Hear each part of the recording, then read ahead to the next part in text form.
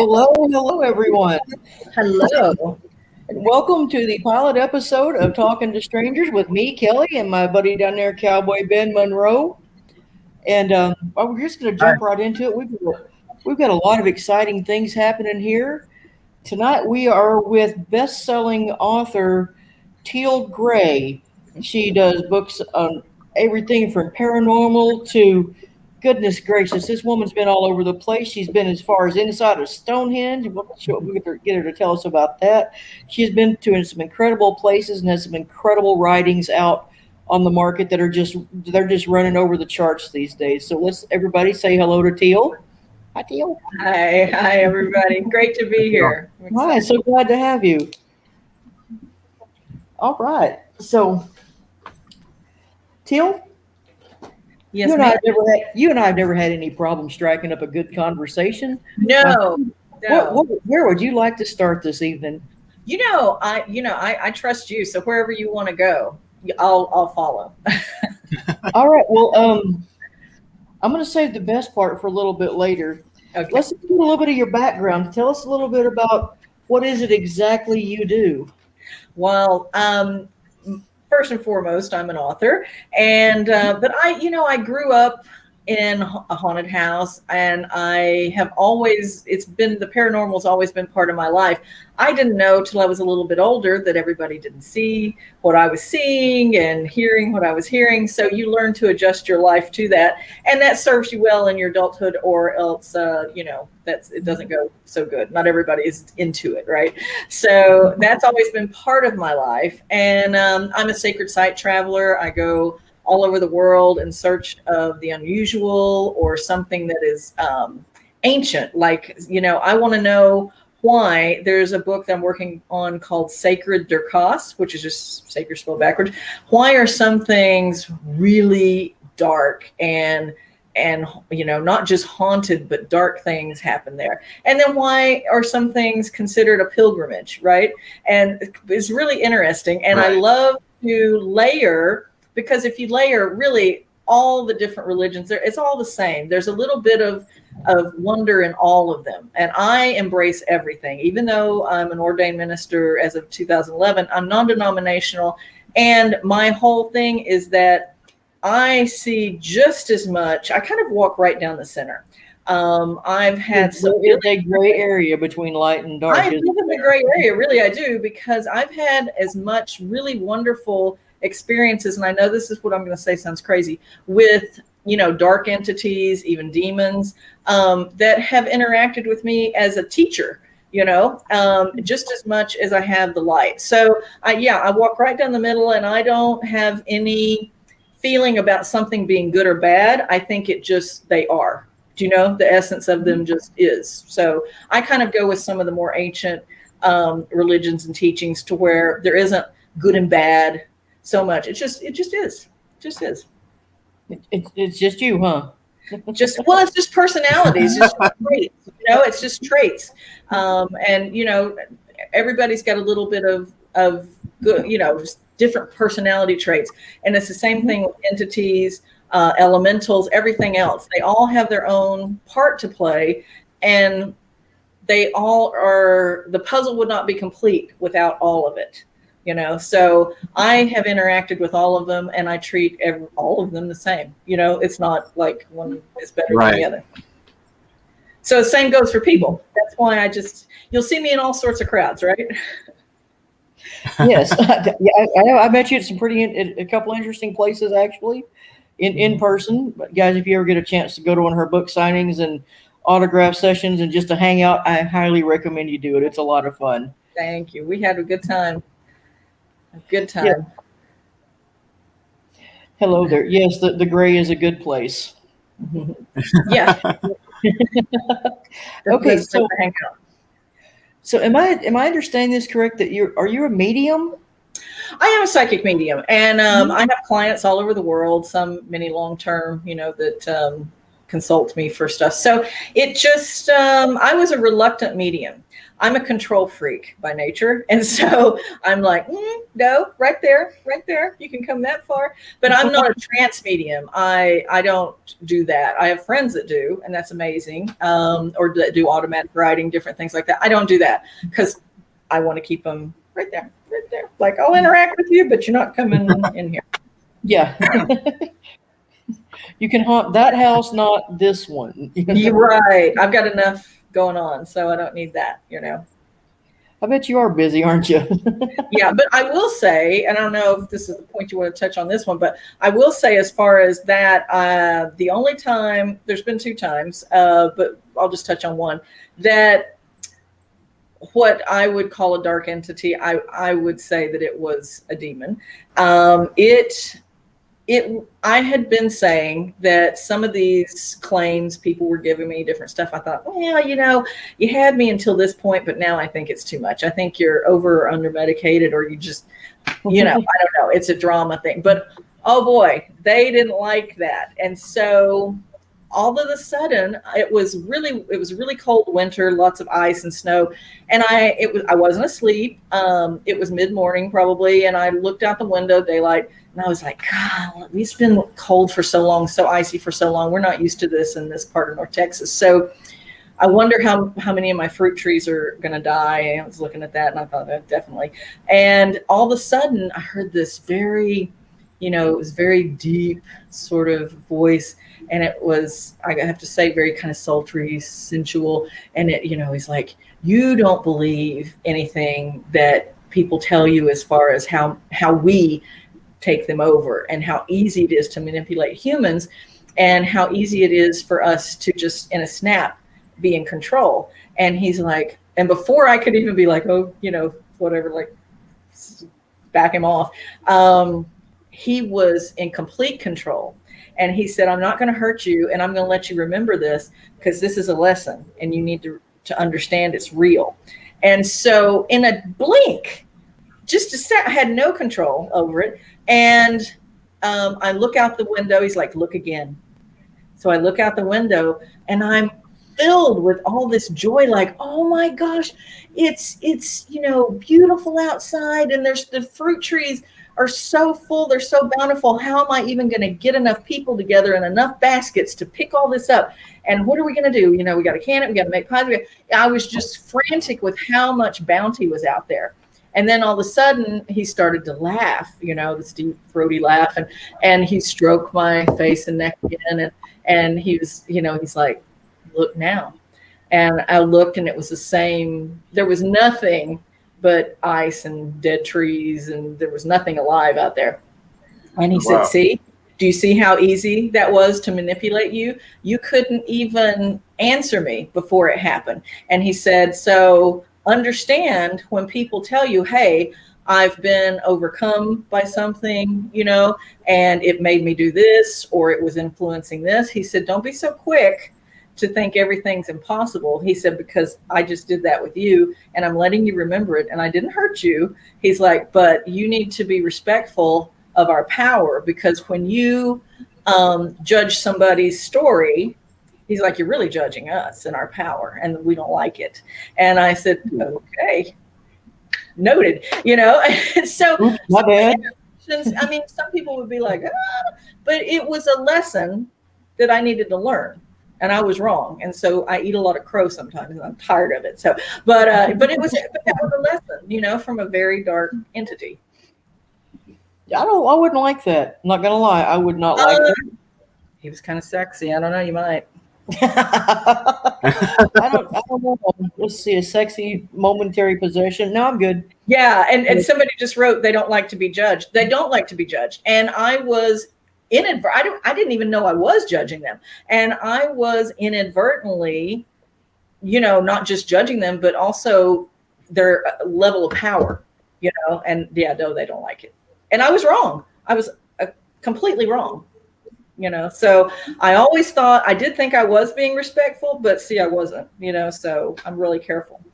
Well, it's not like we have a handbook for the living, you know what I'm saying? Yeah. Guide to the top, official guide to the top side, how to deal with demons, ghosts, spirits, and haunts.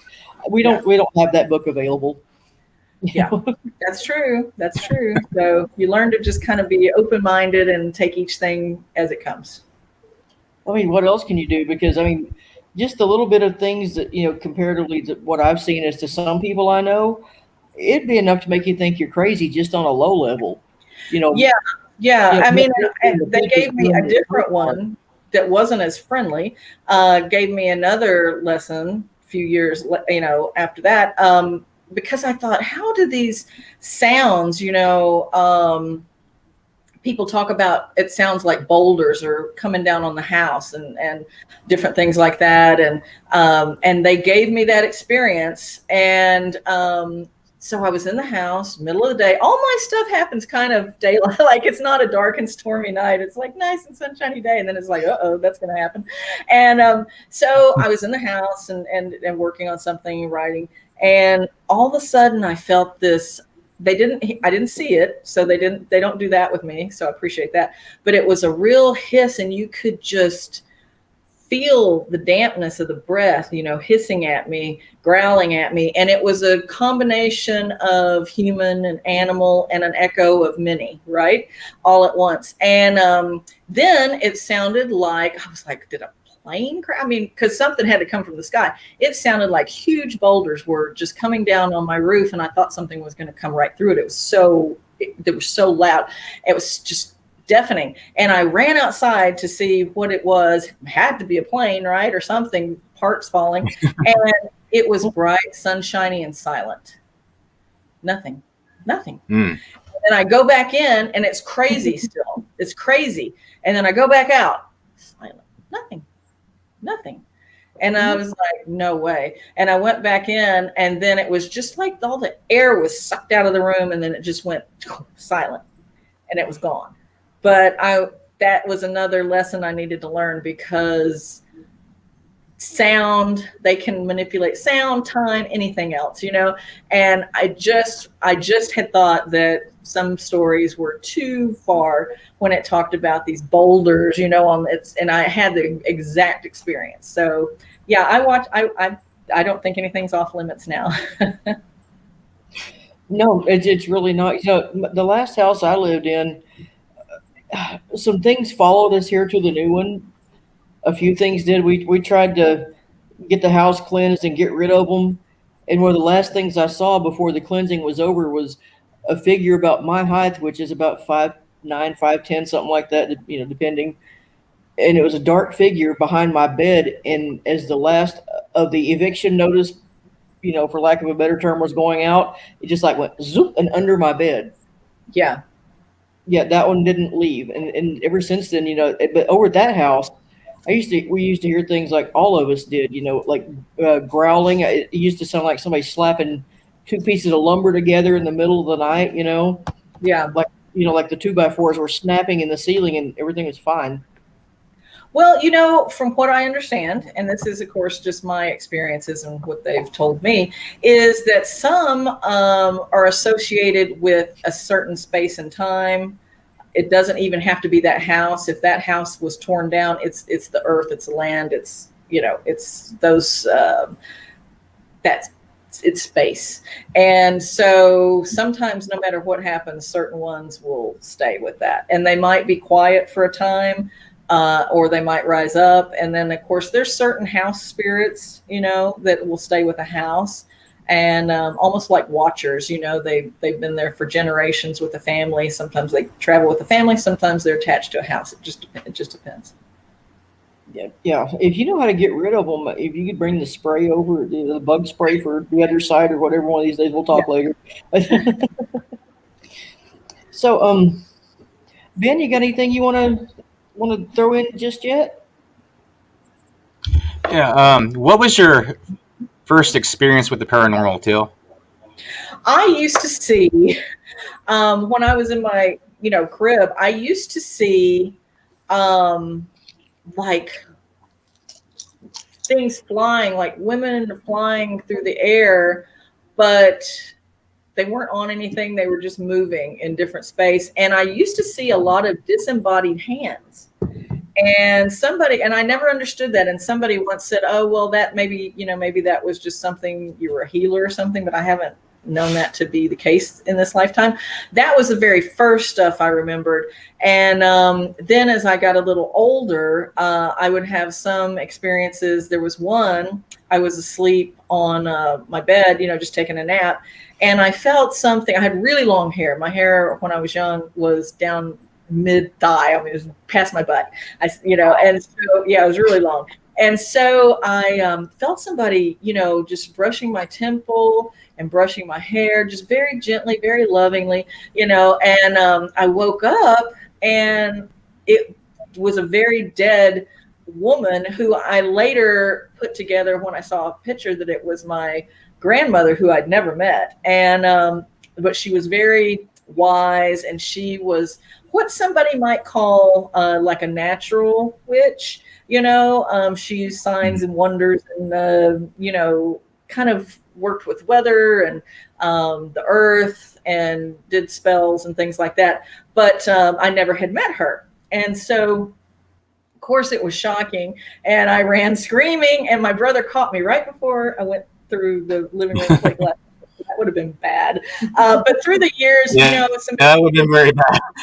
Yeah, this is a good place for a door. Grandmother wanted to love me, and yet then I died.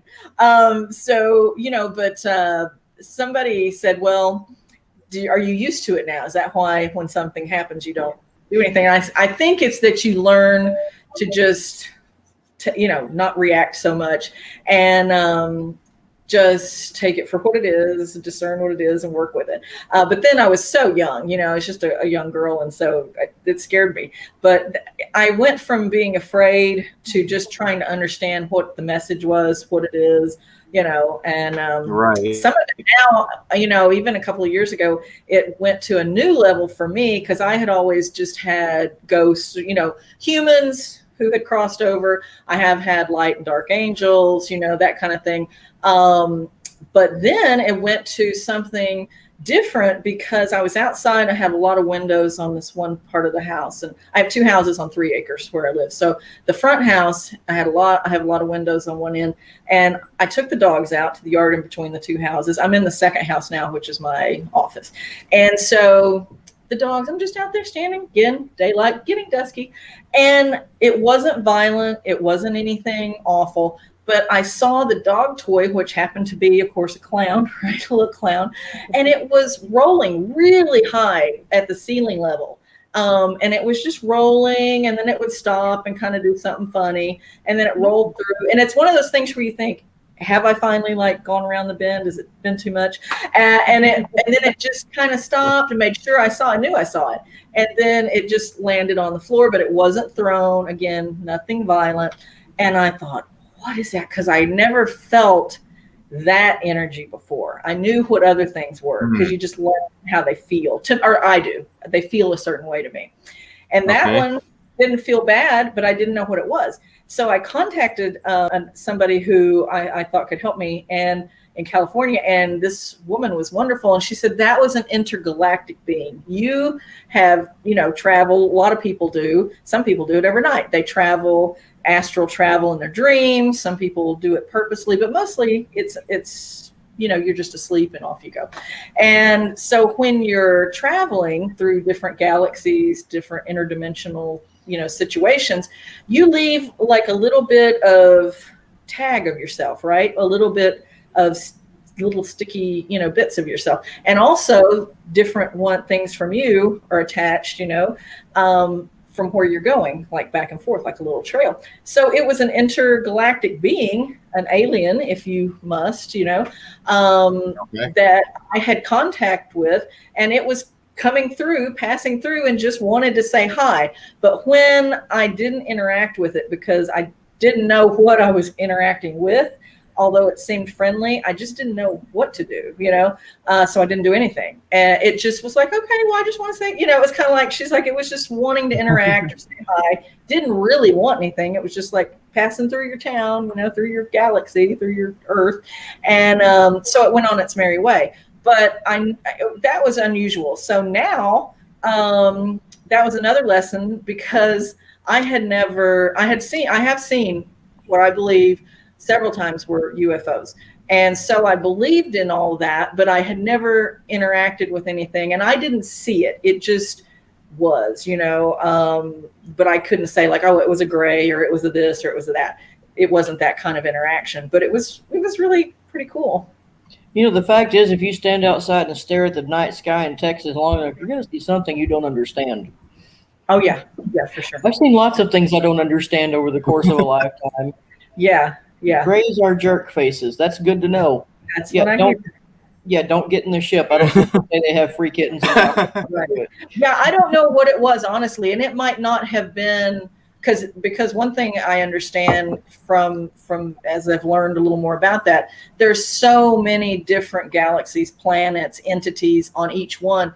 It's not, they don't all fit underneath the types of aliens that we have, like the little green men or the grays or the whatever Nordics or any of that. They're just something else, so it could have been an ancient elemental. It could have been something from another planet that we don't have a name for. I really don't know. As humans, we're kind of creeps. I don't know why anybody would stop and visit us. Not for very long. Yeah, curious. Don't stay too long, they'll put you in a jar. That gum humans. All right, well, you mentioned every now and then you mentioned working with angels. Yes. Okay, I do have a specific question. Okay. Would you rather work with a friendly demon or a hostile angel if you had to pick one of the two? Friendly demon. That's kind of what I thought. Really, because the light angels, if you will, if you must give it something just to understand in conversation verbiage, right?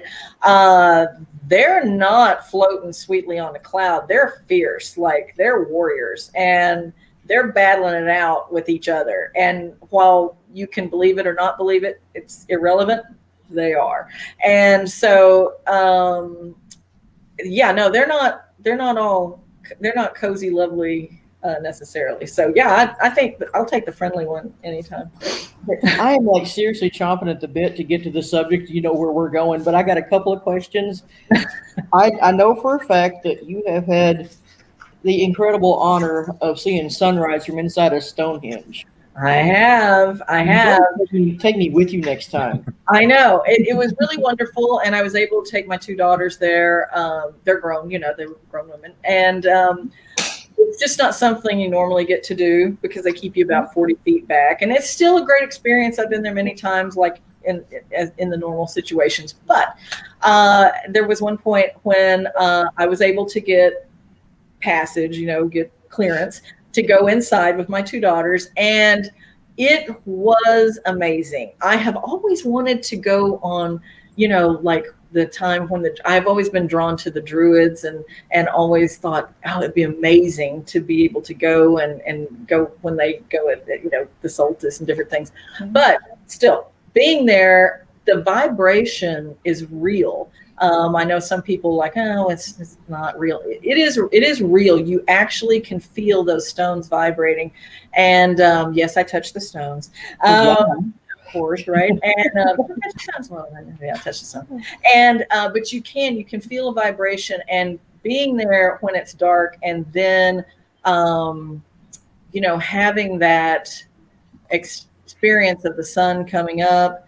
And it was magical. It was really just one of those experiences in life I was really honored to have. And about 3 weeks prior, several fields over, they had a crop circle appear. And so it was kind of a cool period of time to be there. And while all that was still a buzz and everything, and just to be in there. But yeah, Stonehenge is really amazing. It's an amazing place. Okay, I have things for show and tell. I know we're talking a lot, Cowboy, but if you have something to say, Kelly, I paid you off not to show those pictures. Oh no, it's the other ones. Oh, okay. Yeah, those are going on the OnlyFans. No, all right. Yeah. Those are those other ones. Don't worry, you have good hair in all of them. Oh, there we go. Where's this at? That is in Scotland, and it should tell you specifically on the back of it where. Tiny words, old eyes. Okay, but it's Elgin Cathedral, St. Giles Kirk, Scotland. Yes. And so that is really, really ancient. If you hold that up there for a second, Kathy, Kelly, sorry, it is what's left over of, chapels and different parts of it. And though that stone is so old, oh my gosh, that is from, some of the earliest people in that region, what they call PIC, PIC. And so it goes back way far. And I have a book coming out on Memento Mori. And so I was like, you talk about a kid in a candy shop. There's so many graves, so old. And that was just filled with Memento Mori in the sense of being the old skull and crossbones and the old graves and everything. And so I was in heaven and took a lot of pictures there. It was fun. And it was an amazing feeling because it's really, you feel once you step into it that you're in another space and time. It really does get kind of the energy of it, especially inside what's left of some of the buildings, is quiet. It's quiet. But yet there's so many people there that you can't see. And it's pretty amazing because it's in part of the big city now. And so that was great. Really old, really ancient. Yeah, I dig your postcards, by the way. Thank you.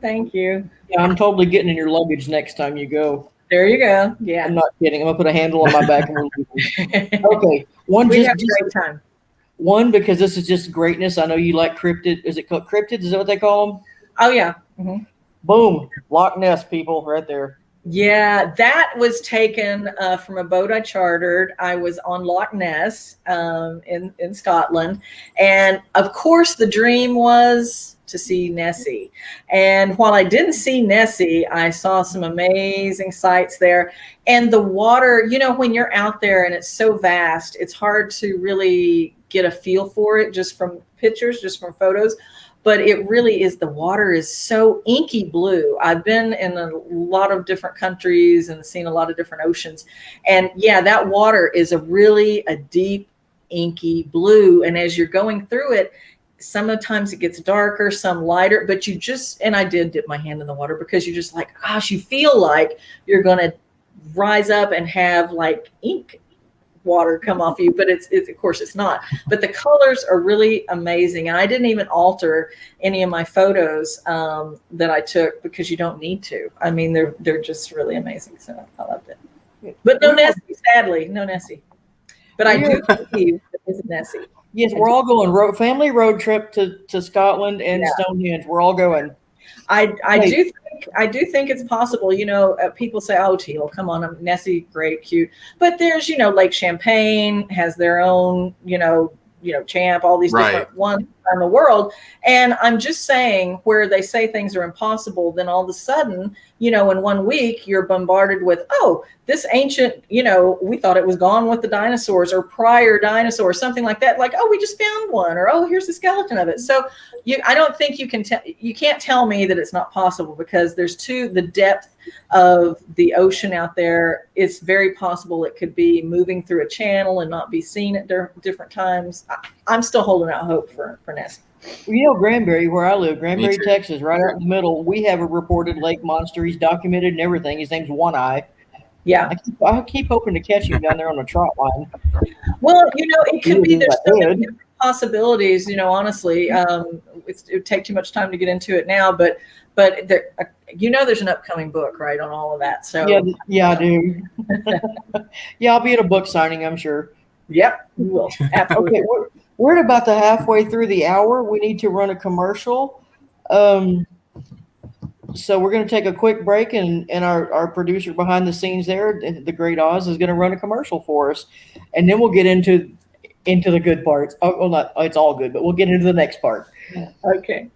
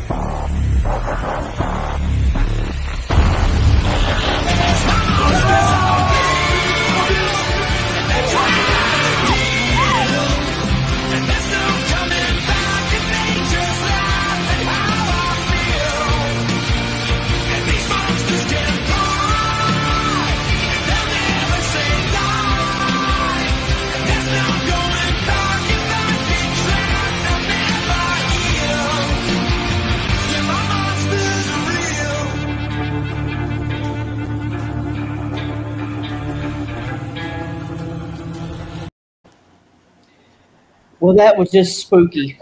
I love it. It's a great place. It really is my favorite place. I've been all over the world so many times, and that's the most haunted location I've ever been in. Oh yeah, it's a real hoot. Yeah. I Already got actually chills.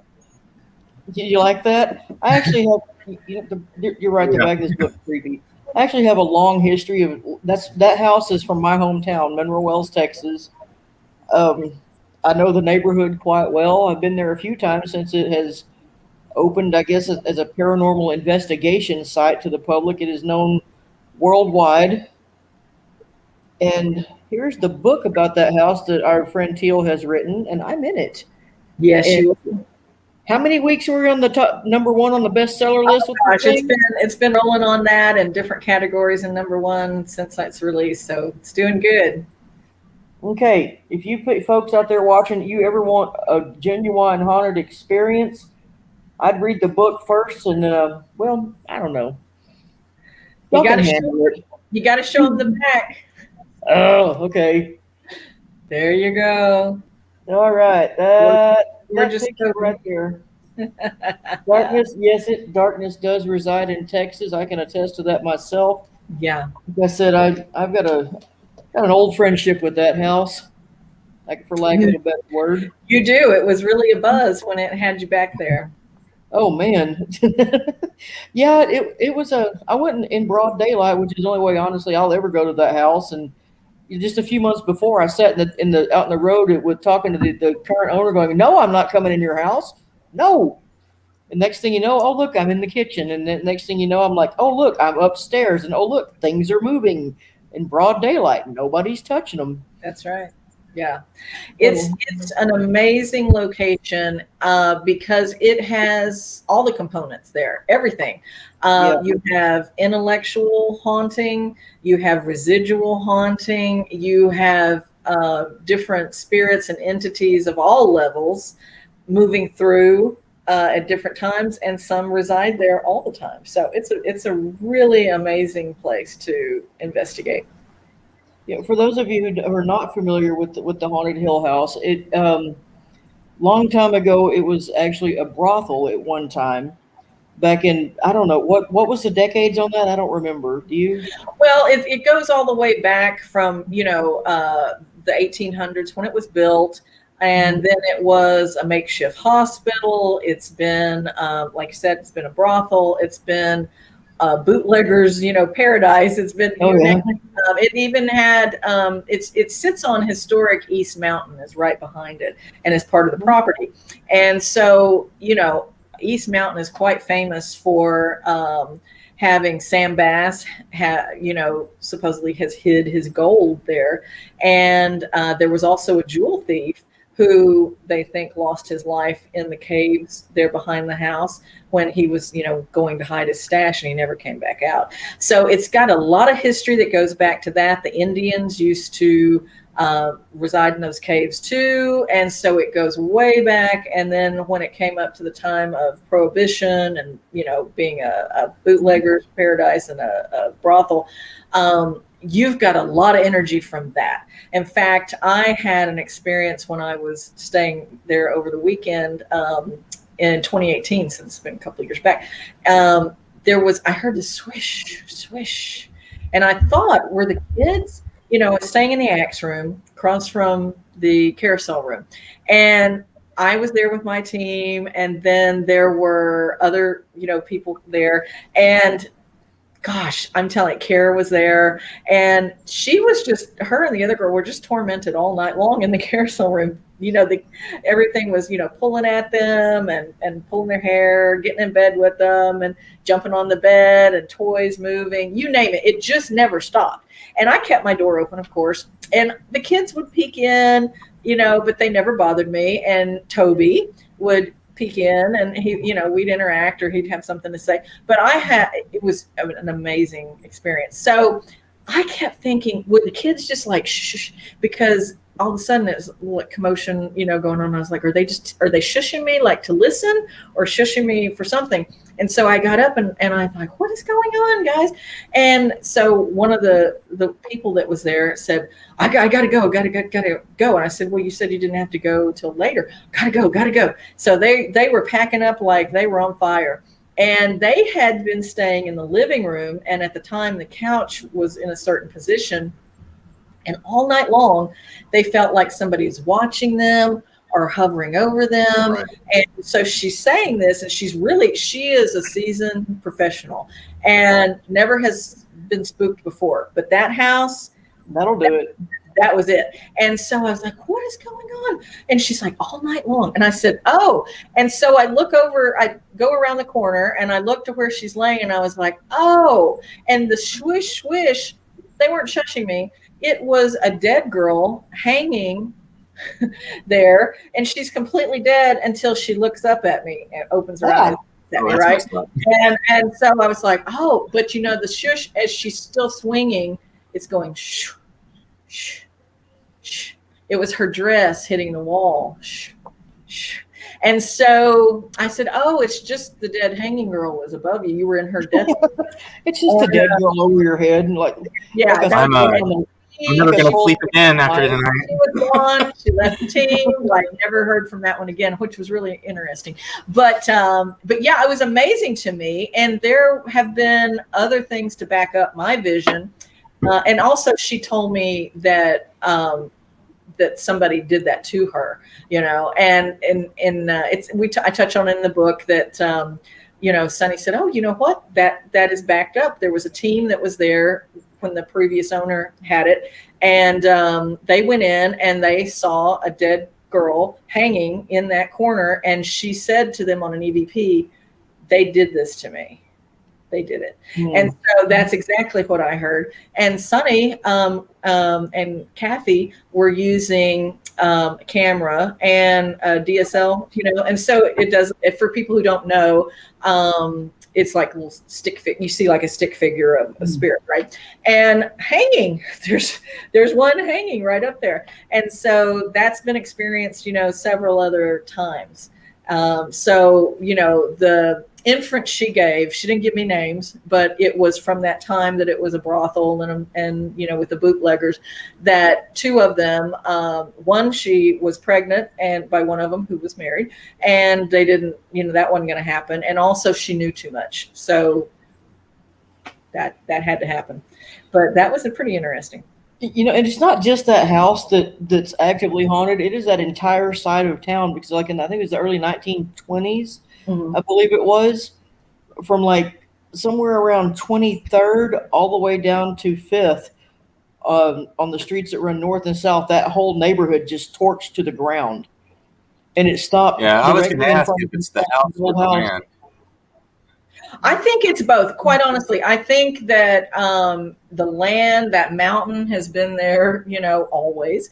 And then you have different times, periods. So it's sort of layers, really, Cowboy Ben, I would say, like it's layers. It is the house, but it's also what's emanating through the house, from the earth, from the land, from the wells. There's more than one well on that property, and with that east mountain is famous for a lot of reasons, but you add that much death and destruction into an area, and of course that stays charged. That's always part of the story, so it's really like I think that we're just touching the surface, even though there's been so much discovered about the house.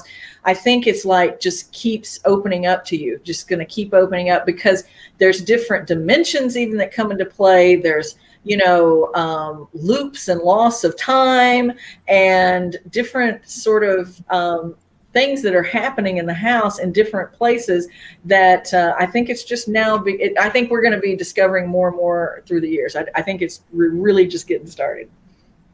I've noticed that time doesn't feel the same when you're inside. Yeah. 4 or 5 hours is like half an hour, and the next thing you know, your whole day's gone. Exactly. And that's something that people will say. A lot of people told me when I was writing the book, and they've said since, that they've had experience to where they felt like they had only been there a certain amount of time, and yet it had been a lot. Or sometimes they had felt like, gosh, it's been a long time, and it's only been minutes. And I think it matters. It just depends on how the house is interacting with you. Sometimes with your physiology, and everything. Just depends, because you can have a group of people, and only some of them will have the phenomenon of smelling something or hearing something, and somebody standing right next to them won't have that experience. And it's so loud, to them, they're like, how did you not know? Or how did you not smell this? How did you not? It's just one of this, we can't explain. Like I said, I have a rather long history with that house, and I've heard things, I've seen things, I've been touched. There's a little fellow that still resides upstairs. His name is Joshua, a really sweet little entity. And I was visiting there a long time ago, like I said, before it ever became known worldwide. Yeah. I was visiting, and I finally decided I was going to go upstairs and just look at the house, because it's a really, really neat structure. It's beautiful. The house is a beauty. It's a beauty. It is, and the acoustics are great in there. I love to sit in the living room and play the piano. Well, before you go on with your story, I have to say what you're saying is true. Kathy and Sonny Estes, who are the owners, have really put a lot of effort into bringing it back to its old glory. Like, the rooms are beautifully appointed and decorated, everything. It really, now when you step into it, you are stepping back in time for when it was built. So it's a beautiful thing. Yes, and so I go upstairs and I'm looking around, and I opened the bedroom door, and it was a whole bowl full of hell no when I opened that door. I think we put that in the book, didn't we, about the girl? Okay. But tell it. It's a good one. In a room that was not set up like what I saw. We opened the door and I look in. I see this like old timey, like a wrought iron bed, and there's this beautiful dark haired girl in a looked kind of like a wedding dress to me, dark hair and just covered in blood, deader than a doornail. Yeah. And I'm like, nope. And so I'm like, nope, I'm done with that room. And, but you saw a lot of detail there with the man and the suit, kind of from the 30s, and he had, Cowboy Ben has a little bit of a bolo tie like he did. The one I saw, it was the actual bow, like a Colonel Sanders looking, that kind of tie. Oh. In fact, that day my friend that took that was there, I don't even think I told her the whole thing. I just told her about the dead girl. But yes, there was a young man standing next to the bed, and when I opened the door, he just kind of looked at me blank. I'm like, I got to go. Yeah. Yes, it makes my head hurt, and I get nauseous when I go in there. Yeah, to answer that question, many people get dizzy, vertigo. They feel nauseous. And they're affected even, when they're in the house, they're affected even if they are out. And they, sometimes you got to be careful. It follows you home. Yeah, it does. It's not allowed to follow. Nothing's allowed to follow me home from there. Yeah. You would need to be careful. They're saying like, in The Conjuring, that time and smell and different things happen. And it's true, because that is a phenomenon that goes with it. Oh, and the little boy, I appreciate it. Joshua, coming back down the stairs. Oh, the book is Haunted Hill House, Darkness Resides in Texas, Teal Gray. And it's available on Amazon. Actually, Kathy and Sonny Estes have so many fans in India and Spanish-speaking countries that I did the book in English, Spanish, and Hindi. So you can get it in 3 languages. So, coming back down the stairs that day, I was standing on the about halfway down to that first little landing before you turn to go down the other way, and I felt something kind of tugging my pants leg, and it's kind of like reaching around my leg. I'm like, something's touching me. I look down, there's this little head, and I'm like, there's a kid standing next to me. In my mind, I was losing it completely. I tried not to jump off the landing and become part of the house, but it would initially. You don't want to be connecting with you like, well, she used to be here, but now she's in spirit. Now she just lives on the stairwell. But when it goes from sitting downstairs to, I hear a ball bouncing and we're here alone. You want to go Yeah. see? No. And then I end up going. Always end up there. It's like, you want to do it? And I go, no, no, I don't want to. Let's go. And then I go. And the kids, now I will say that's one thing that drew Kathy and Sonny as to the house they're really great guardians of those spirits. And I have to say that because I know some people say, oh, well, gosh, I mean, it is now, the most haunted location in America to visit, but they really take care and respect not only the house and everything to make it safe and beautiful for people to go and investigate, but they're guardians. Their lives are entwined now forever with those spirits and the children's spirits and even the other ones. They have interactions with everybody, and it's pretty amazing that they will get EVPs, first class A, EVPs that I can attest to that. Yeah, they're super rare, and so people are like, ooh, a class A, and they get them daily.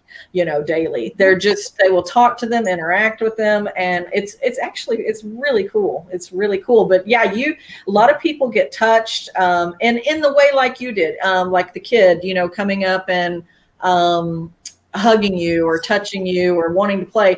And then of course there's the scratches and the bites and the other side of it too. And that's pretty rampant too. So you could have any experience. You just never know. I've got a question from one of our viewers. Yeah. What do you got? Sorry. Okay. I'm going to try and word this right. So what would your advice be to a skeptic that experiences their, make sure I read this right, their first paranormal experience and realize their whole reality just got shattered? What would your advice be about how they should handle it? I would say, honestly, that is something that happens at Hill House a lot because people come in there going, no, this is not real. I don't believe in spirits. I don't believe in ghosts. I don't believe in any of it. And they have such profound experiences. It really is a shift. Like their life just now has shifted and their mind, right? Because everything they thought. I would say start to really learn, like go back to the basics, but even in that book, even if you have the book, I have the last chapter is so to answer so many questions that come up about that to me, about how do you discern, how do you know what you're doing, dealing with or talking to, because they're not all going to come at you and tell you the truth, right? And so there's different things back there that help you understand all the different types of hauntings, different types of spirits, and several of my stories, through time that I have interacted with things or been in a situation. But I would just say to you that while, yes, your life has just gone shift on the axis, it's really a gift. It's really a gift because all that time, it's okay. I'm a skeptical believer, which drives people crazy. They're like, how can you be skeptical? It's just the way I'm wired. I'm wired to first think like, if you hear something, go see, is it a raccoon? Is it something? Is somebody breaking in your house? You need to deal with that first. And before you start going, oh, Aunt Tilly, no, deal with the things first. But here's the good thing about skeptics. I think it's actually healthy because they're going to try to debunk everything. And when they get to what I call that sweet spot of 1%, the 1% should keep you up at night because that is the absolute unexplainable, absolute things where just like your person with the question is like, oh, I had my first real experience and now I know it's real. From that point forward, it's just a new experience to learn. But I would always say, don't just throw yourself into a situation that you don't understand. Be respectful. You want to always respect wherever you are and whatever entities are there and interact with them. But just take care of yourself too. Be protected. And when you can have amazing experiences there. There's so many people who have really, it's changed their life because it's made them not fear death even. Some people were like, oh, I've seen, ghosts and stuff, but I'm terrified of dying. I'm right there with you. I don't want to die either. I'm going to stay here until I'm just dust. That's my preference. But, but it really does, because they know, okay, well, it really is just energy. We really are just energetic beings having a physical experience. That's the truth.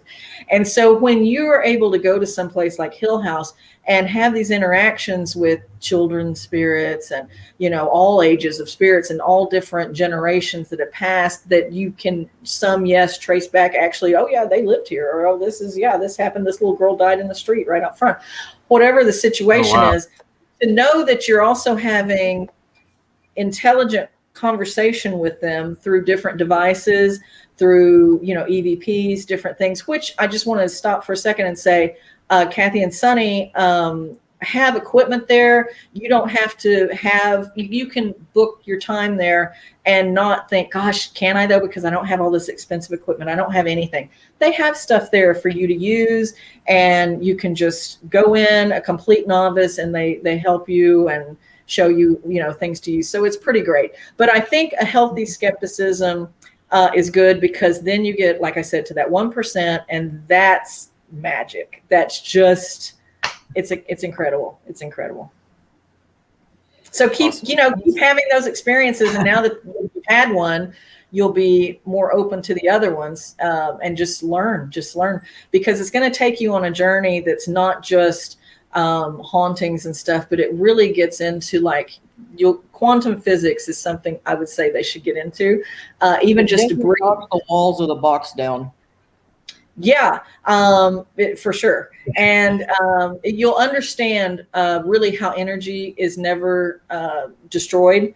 And so it just changes form. And that's one way, then you get into reincarnation and all these different things. So they're on a fascinating trail now. They'll have a good time. Yeah, it's something else. I'm telling you, if going and getting the living crap scared out of you is your thing, I highly recommend read the book. That's a good crash course. Go visit it. Go ahead. Okay, it's a scary place, but I have to say, it's terrifying, and I am not one to throw around the term demon, because I think that's more rare than a lightning strike. I think people mistake saying something's a demon just like that's their one word for anything bad or evil or whatever, when in fact there's so many levels of them. We can't touch on that now, but lots. And so, but I do believe that Toby is a demon, and he presented himself to me as Toby 7. Which to me, yeah, that's my Toby. And we had some really interesting conversations, because, people are, I'll touch on that in a second. Yes, please do. I wasn't there to do anything negative to him. And he wasn't going to harm me. Right. So we had this kind of white flag truce going on, and so it was just really interesting. And the 7 I understood, because with my training, decades of research and training, irregardless of being ordained, that's got nothing to do with all the decades of just research and ancient texts and stuff. There is such a thing called a 7-fold infestation.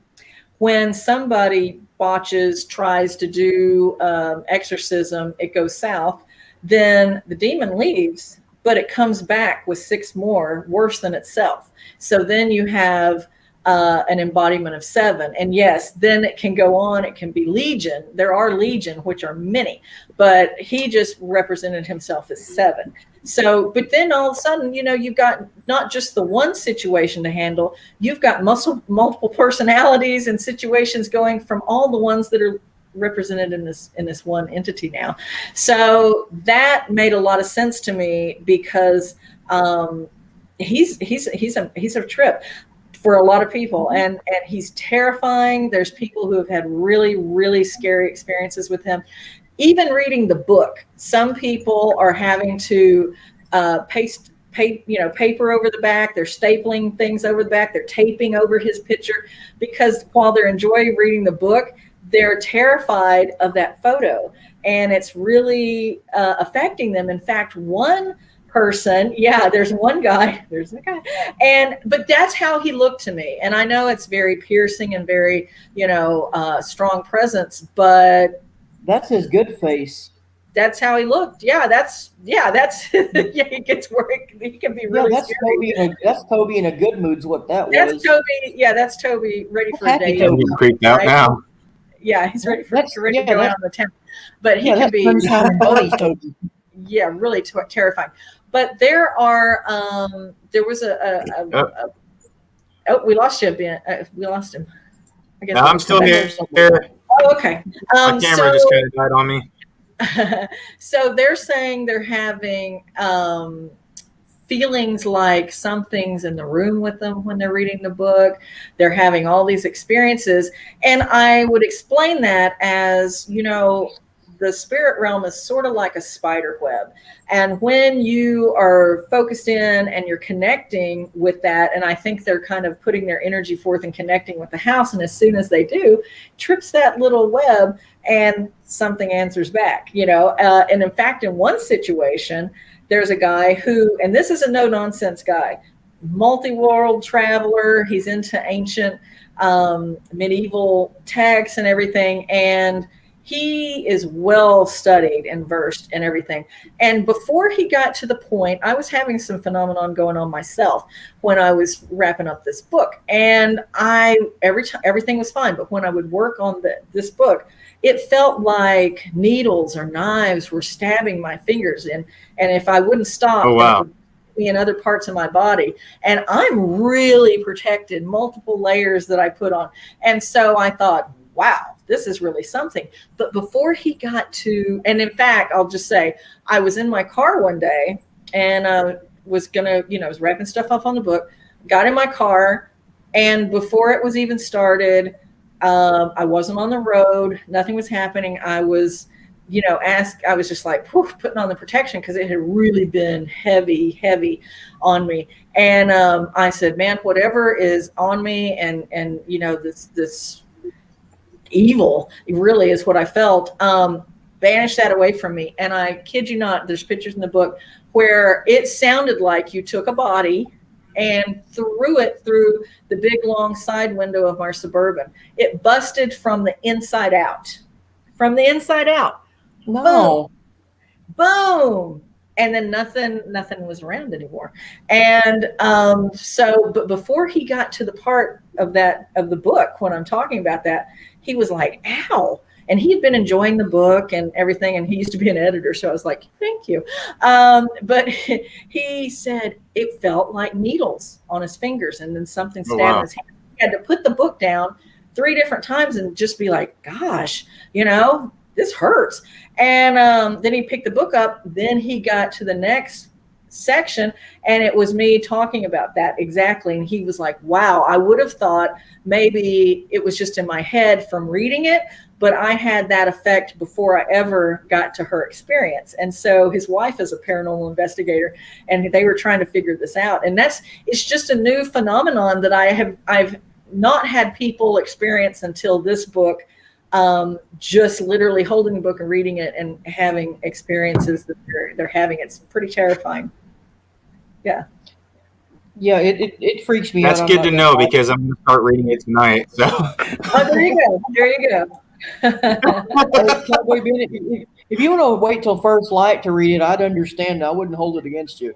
Yeah. It was really interesting though, and I can't wait. He's gonna touch base with me, so I'll keep you guys updated. Because he had to finally put it away. He's like, I'm going to put it away for like 3 or 4 days and just kind of take a break. Because he's like, that hurts. I need to just, I wonder, and he's wondering if he gets past that chapter, can he just go? But he doesn't want to flip past it. He wants to read through. So I'll let you know what happens. But physical experiences. People are seeing shadows in their house. Just reading that book. So Cowboy Ben, let me know if anything happens.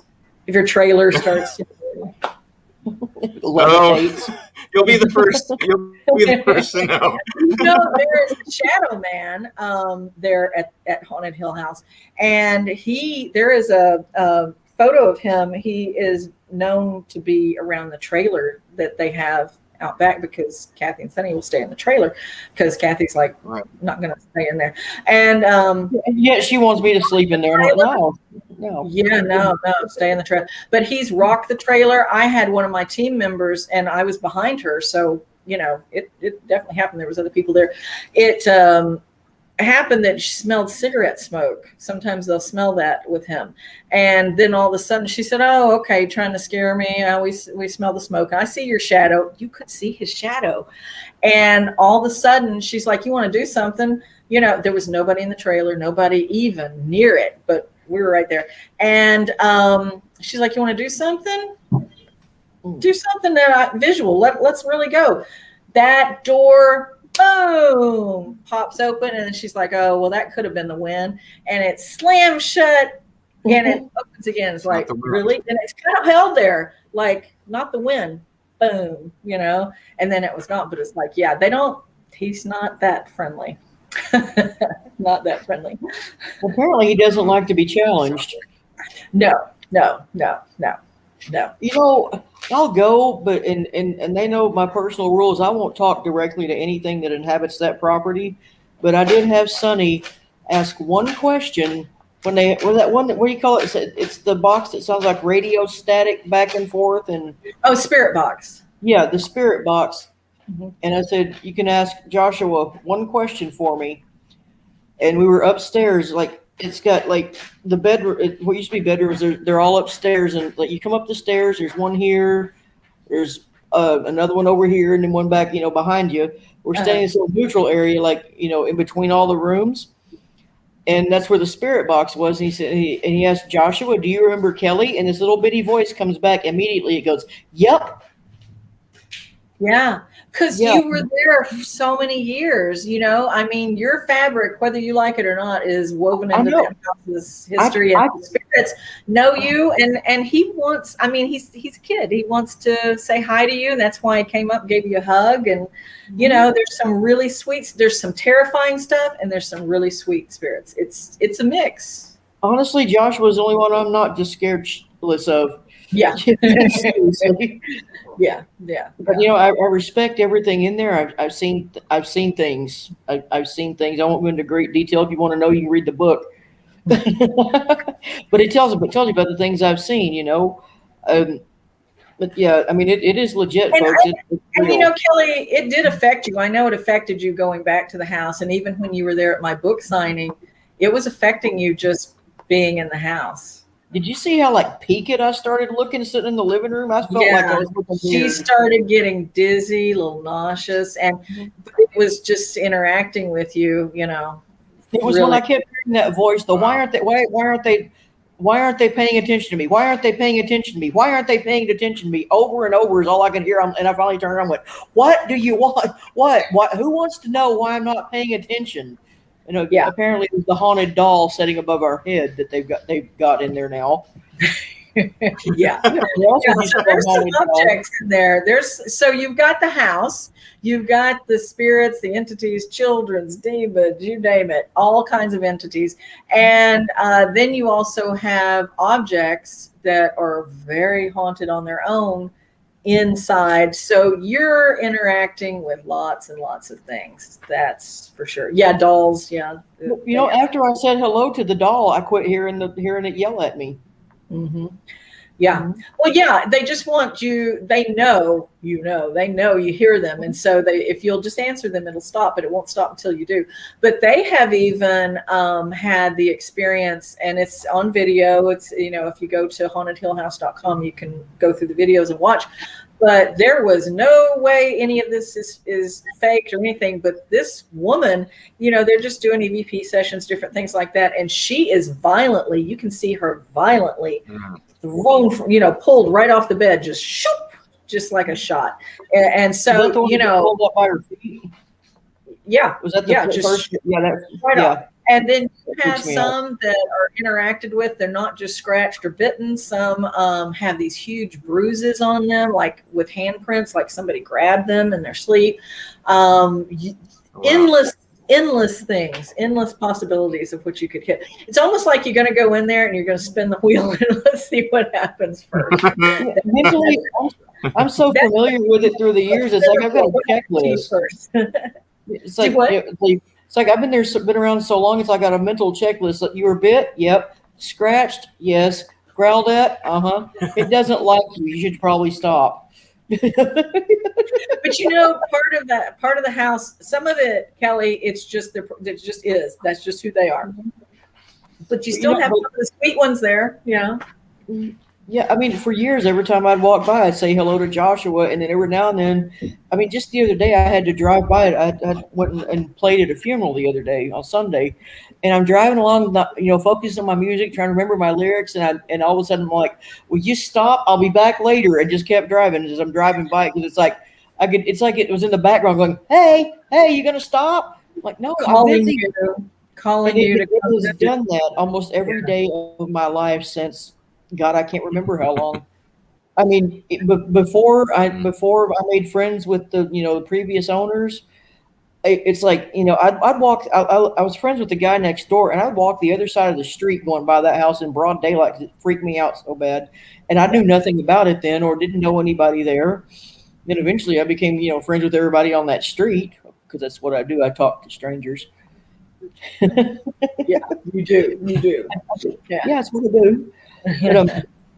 But yeah, it's like almost every day. I don't think I have a day when I don't think about that house, and it's inexplicable to me. It's really incredible the energy that it has. You feel it as you come up to it, and there's been a number. It's been on a number of TV shows. And different teams have investigated. There are many. And they all have that same reaction, Kelly, that it becomes kind of like a fabric within you, and you think about it. And I think it calls back to a lot of people, and you can feel it before you even get in there. It's really pretty crazy. Well, like I said, that whole area is haunted. We didn't mention that if you get any history buffs out there, it is within literally a stone's throw of the historic Baker Hotel, which is also just ungodly haunted. Oh, man, that place freaks me out. I see stuff in there, too. I won't ever go back into the back of the kitchen again. Never, ever. Because the last time I went in there, I left in a dead run. I've never been back. Well, and also the tunnel that runs from the house to the Baker. There's stories that people told me, multiple people, different times, that they saw things in the tunnel, that they went tunnel from the Baker towards the house, and some say they had played in different things, and they're close to each other, and so some have said that there's like a really terrifying woman, like a banshee type woman down there that tries to get at you if you go down there. And then there's also been said that you hear somebody crying, kind of moaning, some different entities. But yeah, there's a lot of stories of things that went on in the tunnels and back and forth. It's fascinating. It's really fascinating. Yes, Natalie, they are. In fact, there's it's like a canal system that used to be all over the city, but some of it's still exposed, and you can go underneath one of the old buildings that's within 10 blocks of there. Just go under the building in the canal, and just be in a tunnel system under the town. But I would say, be careful, know your way out, or that's not going to go well. Well, eventually you'll either come to a dead end or you'll be a dead end. Right. You might meet one of the people in the tunnel that you don't want to. Yeah, I've made it as far as looking into the entrance to the tunnel under the old factory that's there in town, and I got to it and went, I don't think I'm gonna do that, and turned around and left. Yeah, no. Honestly, as fascinating as it would be, I'm not gonna do that. The only way I would go is if I went with you. Yeah, I was just saying I don't think, because that's a big question mark for me. I say I won't, but then you know what? We might get there and be like, come on, let's go. Oh no, it's like I got a flashlight. Right? You'll go hit the tunnels with us. Hey, we're about to bring up a few more pictures of this lovely old house, the historic Haunted Hill House and old brothel in Mineral Wells, Texas. We're about to there's the house with this. There you go. New paint job. I love it with the white and the black. It's gorgeous. It's beautiful. It's It's terrifying. I hate that top left window for some reason. Yeah. Well, a lot of people have told me that they have seen different entities, looking out at those windows at them when there's nobody there. I recently deleted a picture out of my phone because it kept freaking me out when I'd look at it. A picture I took myself with 5 faces in that top window. Yeah. Very recognizable faces. Yeah. But just think about it. I mean, all the different versions it's a very haunted location that has also been a makeshift hospital. It's been through all the different decades of things being a brothel and all the things that go with that, bootlegging, all the things. It's there's no telling who all's looking out the window at you. Yeah, I know. Yeah, it's been looking at me for years. Yeah. Calling to you, Kelly, come back. It is. So when are we having a sleepover? Please We say need to we're do not. that. We need to do that. Oh, We need to have. we're We need supposed to to say we're not. Well, I think we should. I think we should. Uh, You'd have a lot of more experiences, for sure. oh yeah, I'd be thrilled. Yes, yes. We got a couple in here that would have loved to do a sleep over there. I'm not one of those two. Yeah, for sure. I'm gonna end up sleeping in that house, or not sleeping in it. Yeah, sleeping, not sleeping. I don't know how's your lap, because that's probably where I'll end up at. Yeah, you can just stay right with me. It'll be okay. Or just I'll put you in mine like a human shield. Right. No! Yeah. Just like, yeah. That's great. Yeah. I'm up for it. I think we could do it. We could do it. Give me another 20, 25 years. Y'all talk me into it, maybe. Yeah. Sooner than that. Sooner than that. And the little voice in my head says, "You know you're going to do it." No. Oh yeah. You know you're going. You're going soon. You'll be there soon. Cue the old song, please, Mr. Custer. Kelly will be out in the front No. yard. We'll be out in the front yard, yeah. There's actually a funeral home directly in front of it. Right. Yeah. Yeah, So so- you've got to add that in too. So you've got wandering spirits, that wander in and through, and pretty interesting. Oh, Kisa is asking what time is No, I don't think it's so early as that. I think it depends on what you would set up. You just need to go and speak to Kathy or Sunny Estes at hauntedhillhouse.com. And, it has all set up to where you can contact them or you can book online. I do believe it's like 8 o'clock or 10 o'clock is when it starts. And I don't think you have to leave until like noon, maybe. I might be wrong on that, but it's not 6 a.m. I know it's not 6 a.m. Stay if you dare. It's a normal time in the morning. So maybe 10 a.m. to noon or something. But yeah, just check with them and they'll give you all the details. And there's a calendar that shows all the open dates and everything. So they do, you can do birthday Yes. parties. Yeah. Bachelorette parties, anniversaries. They have a lot of people that actually book it for special occasions. And it's really nice because they do a cake or they have their own wine. They have their own wine now, their own label. And the bottle scares the hell out of me. Well, sure, but it's still cool. And so you I don't want it. with your, when you have your party there, you can choose what you have. Yeah. Want your kids to act right? Book your 6-year-old's birthday party there. Right. Yes, they do bachelorette parties. They do. Yeah, absolutely. Y'all You crazy. probably could get married there. I bet they'd let you. Sure. Yeah, Why I'd like to see what else shows up in the wedding photos. It'd be really interesting. Yeah. It'd be fun if that lovely young lady in the white dress from upstairs showed up. Yeah. Yeah. She'd make a beautiful maid of honor. Mm-hmm. Can have all kinds. Well, except for the blood. I mean, Right. Yeah. messed up that pretty dress. One of these days, I'm going to find out who that was. I just know it. Yeah. You'll probably have another interaction with them for sure. Maybe next time we go, we'll go together and we'll sit up there and see if we can't conjure her up. Talk to her and see what it is. Because here's the thing: if you weren't meant to see her and even him, and he looked at you, you wouldn't have. Like there was a reason they opened up their life to yours. So you never know. Do you have any theories or any idea why certain ones of us are tagged like that? Everybody is empathic and psychic. It's just to what degree, what level. I compare it to somebody who doesn't have to read music, but they just can play an instrument by ear. So some people are going to be more apt to just having the experiences. Some people might have to learn a bit more about it or use different tools to interact. That doesn't mean your gifts, and which I think they're gifts, might finally have come to that agreement, that it's gifts that you interact with the other side, and so whether it's something that you have to use like a muscle and grow, or whether it just comes to you in a flood. I think it's just a little bit like the question that Cowboy Ben got from somebody, like, I just had my first experience and now what do I do?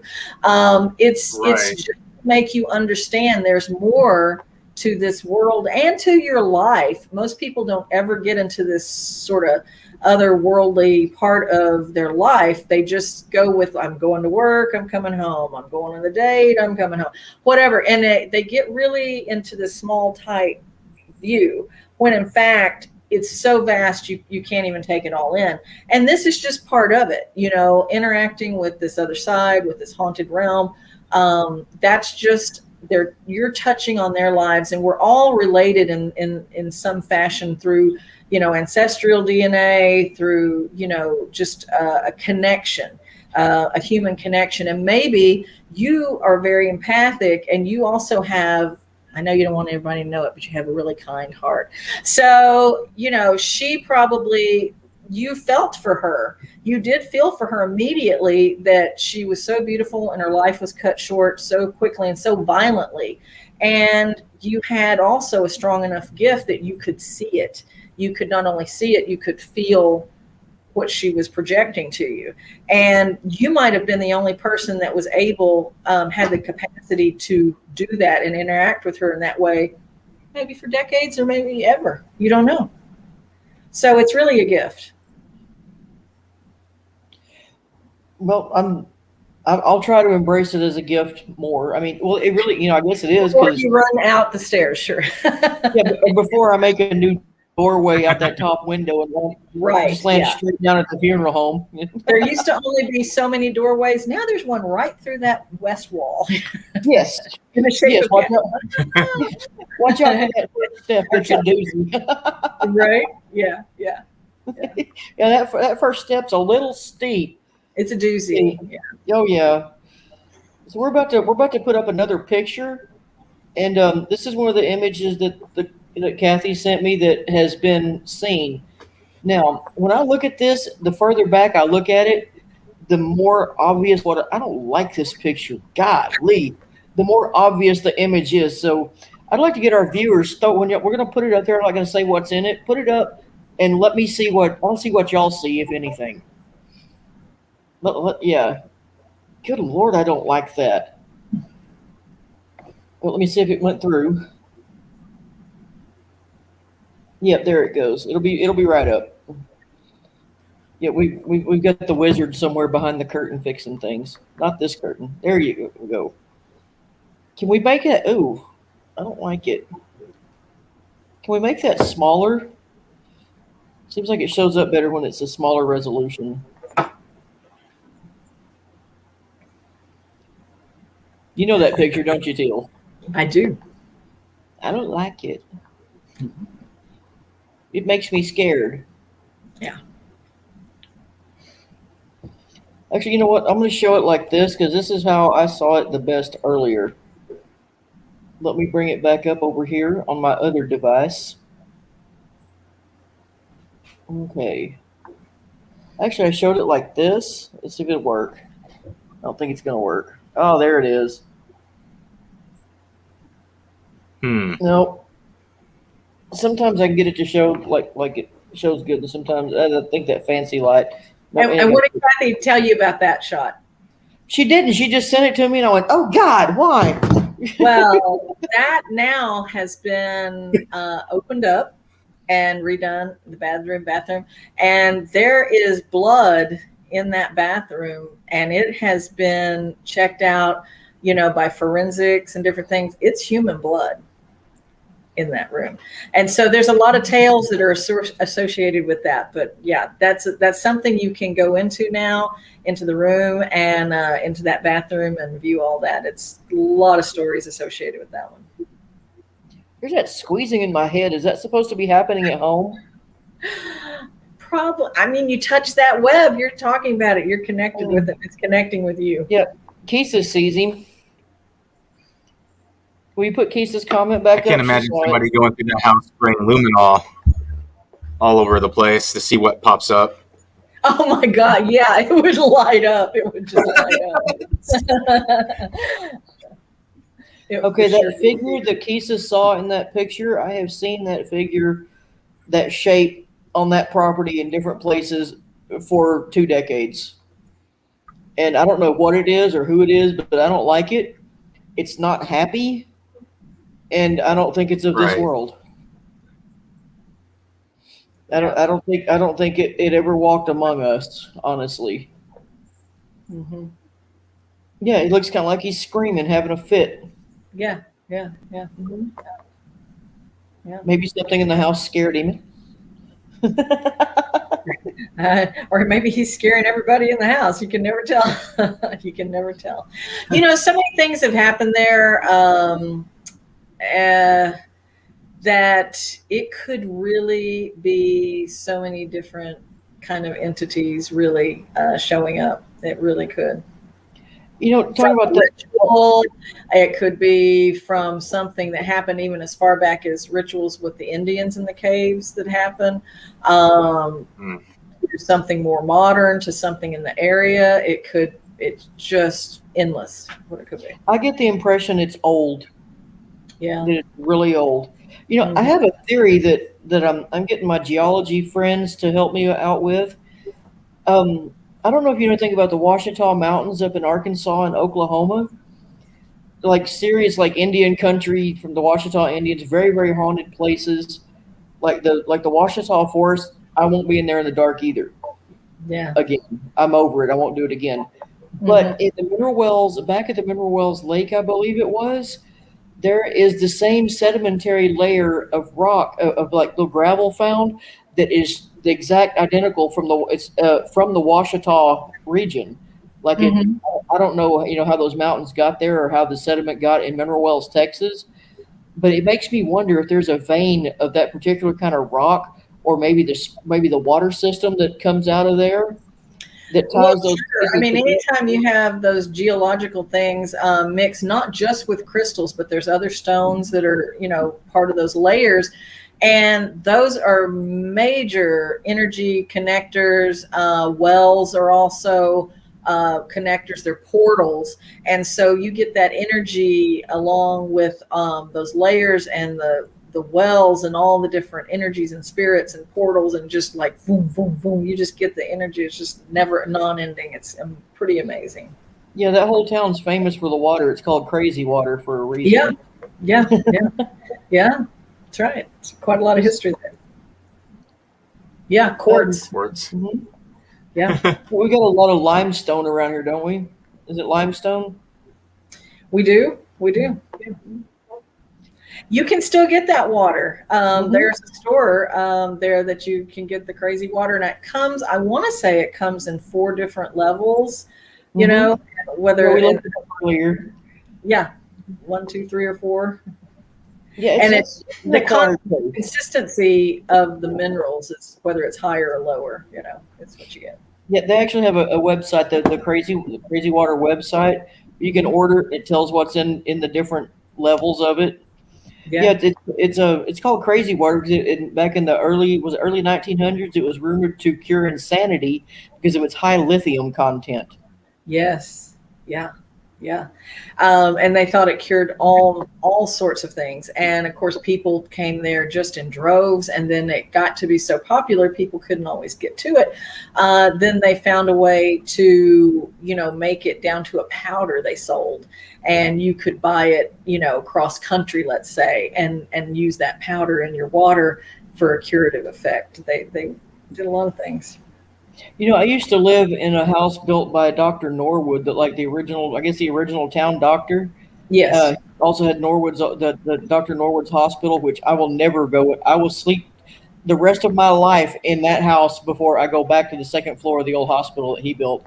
That place scares me the living daylights out of me. But on the adjacent lot to where my house was the old Crazy Water bathhouse, and I used to pilfer around there because everything was just left and like piled up in it. I actually found some of the Crazy Water crystals, like gallon coffee cans. Amazing! I had some for years. Yeah, that's amazing. Yeah, if you history buffs ever want something neat to look up, just look up the history of Mineral Wells, Texas. Oh I mean, yeah, it's a lot. It's really, and it had 3 railroads coming in. So you also have, the perfect storm.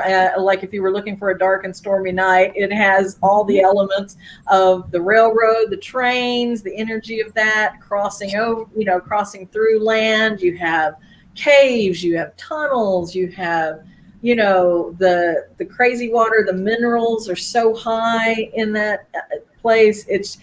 There's a number of people that have told me that when they're coming into that town, they used to not know, but now there's book and everything on it. They would feel different. Like just driving into Mineral Wells, they would feel something heavy, something different, something that scared them. I still have that feeling. A lot. Like I feel heavy. I feel something with me. They get that a lot. Yeah, people lose their minds out there a lot. I don't know if it's from the hauntings or the water, or I don't know, but it is. And I mean, like I said, I was there Sunday, and topping that hill, there's a big hill with a cross on it, and everything looks all like picturesque, Americana, and it's like, oh God, I don't like it down there. Yeah, it's a paranormal cocktail ready to have you take a sip. That's for sure. Yeah. Yes, it is. It's more like one of those flaming shots, not just a sip. Right. You gotta go all in. Quick. Yeah, for sure. Go shot a rot gut. Yeah. All right, shoot. Golly, we're almost an hour and a half, guys. Well, it's been great. I really enjoyed being with you guys. It's been fun. Before we go, Teal, what books do you have coming out? That's one question that came out. Okay, yeah. So I have one called Forget Me Not, Memento Mori, a worldview. And that's just a worldview on death, burials, strange, curious, crazy burials, cemeteries I visited from around the world. It's got a lot of stuff in there. And I have a huge Memento Mori collection. As my one friend Mark Foltz would say, he's a psychic medium. He's like, she collects dead people's hair.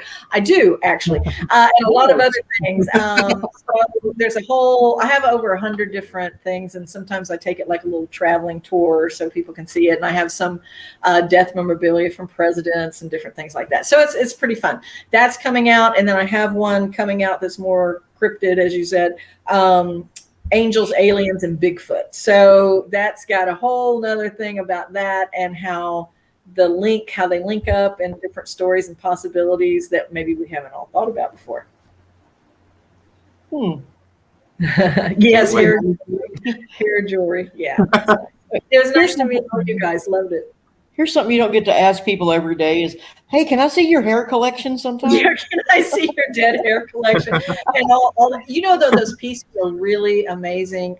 If I'd have thought about it, I'd brought some out here, but I can always come back and visit you guys sometime soon. But the hair is braided in such tiny, minuscule ways. It's real artisan work that dates back, hundreds of years.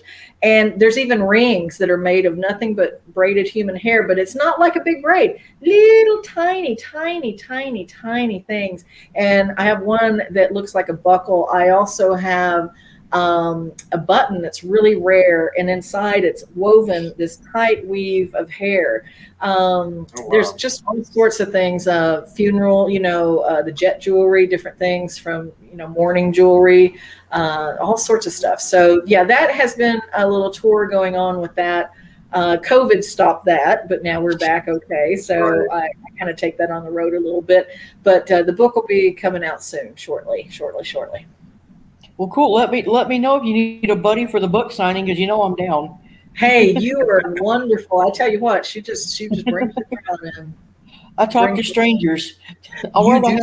Strangers. Yeah. You talk to strangers for sure. And it's great to talk to you guys. I had such fun. Thank you for having me on. We did too. Thank you. I couldn't have found a better guest to join us for the pilot episode of Talking to Strangers with myself, Kelly, and Cowboy Ben Monroe, and our guest, Teal Gray, amazing author and now friend of mine. Yes, we are. And I'm so honored to be on the pilot. It's so great. Thank you so much. Thank you. I think we got a couple of things to play on the way out. Yes, Psycho Bunny Death Cult would like to extend a special thanks to my friend Dr. Chris Risotto for that amazing organ clip at the beginning, and my friend Garrett for his part in my photographs. Yeah, he's my little creepy neighbor kid. Y'all'd love him. If you'd like to stay a night at the Haunted Hill House in Mineral Wells, Texas, you can visit hauntedhillhouse.com for more information. I guarantee you this place will not let you down. That's for sure. And let us know what happens to you. There's a next book brewing, right? Yes, by all means. If y'all go, send somebody a message. Let us know how it went. Yeah, for sure. Thanks, Adam and Calvin. Thanks, everybody, for joining us. Thank you all so much. Thank you. All right, thank you. And we got one for the road, and then Teal, if you want to hang out, we'll chat for a minute before we part ways. All right.